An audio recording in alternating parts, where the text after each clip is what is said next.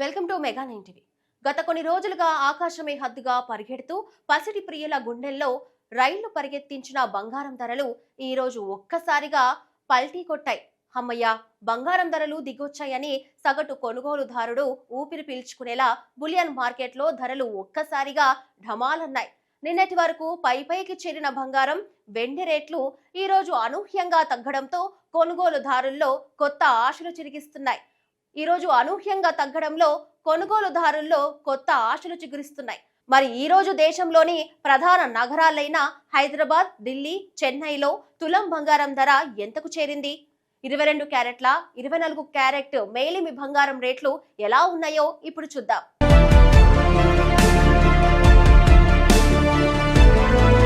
దేశీయ బులియన్ మార్కెట్లో శుక్రవారం నాడు బంగారం ధరలు భారీగా క్షీణించాయి.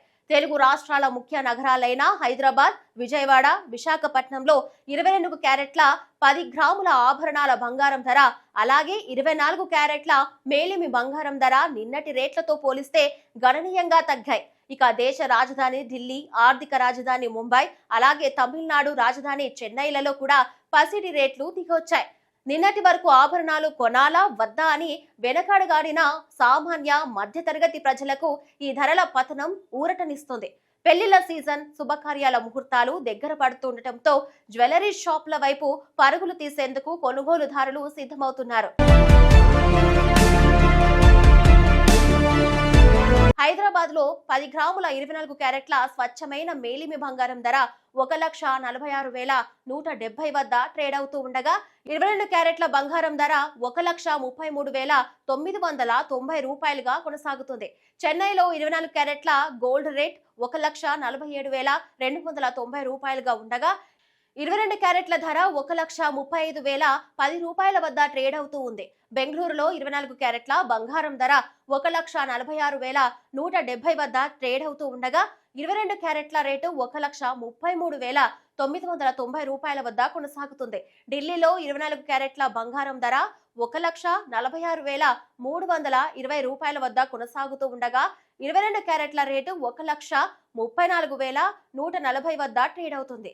ఈ రోజు స్పాట్ గోల్డ్ ధర ఔన్స్ కు $40,040 వద్ద ఉంది. నిన్న ఔన్స్ కు $4,150 వద్ద ఉన్నాయి. ఇక ఈ రోజు వెండి ధరలు కూడా తగ్గుముఖం పట్టాయి. హైదరాబాద్ లో కేజీ సిల్వర్ ధర 2,44,900 రూపాయలుగా ఉంది.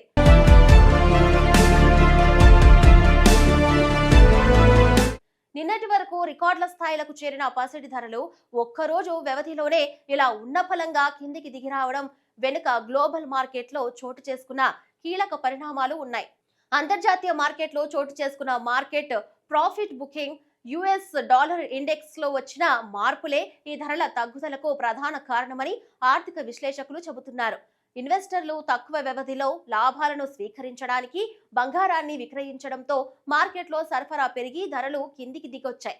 పసిడి బాటలోనే వెండి కూడా ప్రయాణించింది. గ్లోబల్ మార్కెట్లో పారిశ్రామిక డిమాండ్ లో వచ్చిన స్వల్ప మార్పుల కారణంగా కిలో వెండి ధర కూడా దేశీయంగా గణనీయంగా పడిపోయింది. దీంతో ఇటు బంగారం, అటు వెండి రెండిటి రేట్లు కస్టమర్లకు ఊరటనిచ్చే స్థాయికి చేరాయి.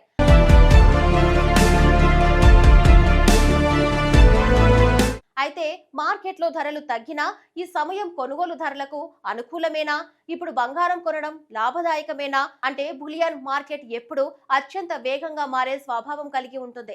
అంతర్జాతీయ భౌగోళిక రాజకీయ ఉద్రిక్తతలు, ఫెడరల్ రిజర్వ్ విధానాలు ఎప్పటికప్పుడు మారే అవకాశం ఉన్నందున బంగారం రేట్లు మళ్ళీ ఎప్పుడు పెరుగుతాయో చెప్పడం కష్టం.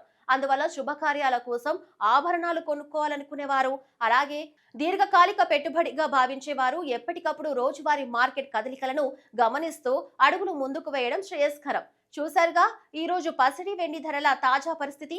నిన్నటి వరకు షాక్ ఇచ్చిన బంగారం ఈ రోజు మాత్రం పసిడి ప్రియుల ముఖాల్లో చిరునవ్వులు పూయించింది.